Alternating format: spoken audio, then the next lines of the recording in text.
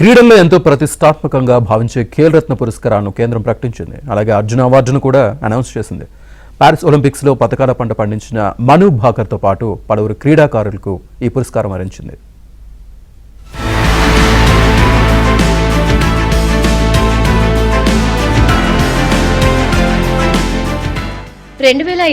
సంవత్సరానికి జాతీయ క్రీడా అవార్డులను యువజన వ్యవహారాలు క్రీడల మంత్రిత్వ శాఖ ప్రకటించింది.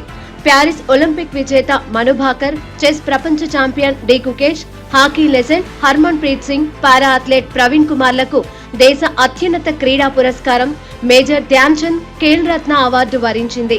ఈ విజేతలకు ఈ నెల 17వ తేదీన రాష్ట్రపతి చేతుల మీదుగా అవార్డుల ప్రదానోత్సవం జరగనుంది.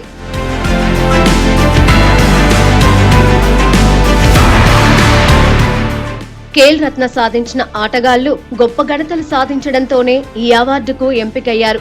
మన దేశానికి స్వాతంత్ర్యం వచ్చాకే ఒకే ఒలింపిక్స్ లో 2 పతకాలు సాధించిన అథ్లెట్ గా మను భాకర్ నిలిచింది. పర్సనల్ ఈవెంట్ తో పాటు మిక్స్డ్ డబుల్స్ లో ఆమె కాంస్య పతకాలు కొల్లగొట్టింది. అయితే ఫస్ట్ లిస్టులో ఆమె పేరు రాలేదు, కానీ తాజా జాబితాలో ఆమె పేరును చేర్చారు.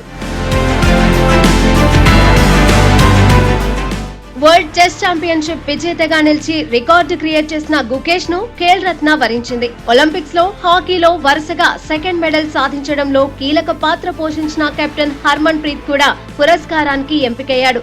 పారా ఒలింపిక్స్ లో హై జంప్ కేటగిరీలో గోల్డ్ మెడల్ కొట్టిన ప్రవీణ్ కూడా ఈ గౌరవాన్ని అందుకున్నాడు.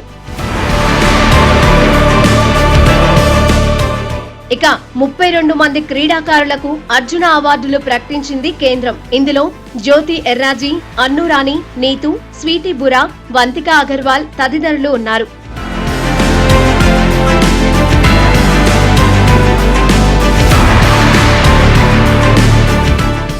పారా అథ్లెట్ దీప్తి జివాంజీకి కేంద్రం అర్జున అవార్డు ప్రకటించడంతో దీప్తి స్వగ్రామం వరంగల్ జిల్లా కల్లెడలో గ్రామస్తులు సంబురాలు చేసుకుంటున్నారు.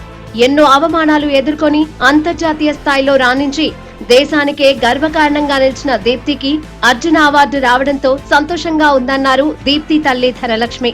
గ్రూప్ 2 ఉద్యోగంతో పాటు ₹1 కోటి ప్రకటించిన తెలంగాణ ప్రభుత్వానికి అర్జున అవార్డు ప్రకటించి దీప్తిని గౌరవించిన కేంద్ర ప్రభుత్వానికి కృతజ్ఞతలు తెలిపారు.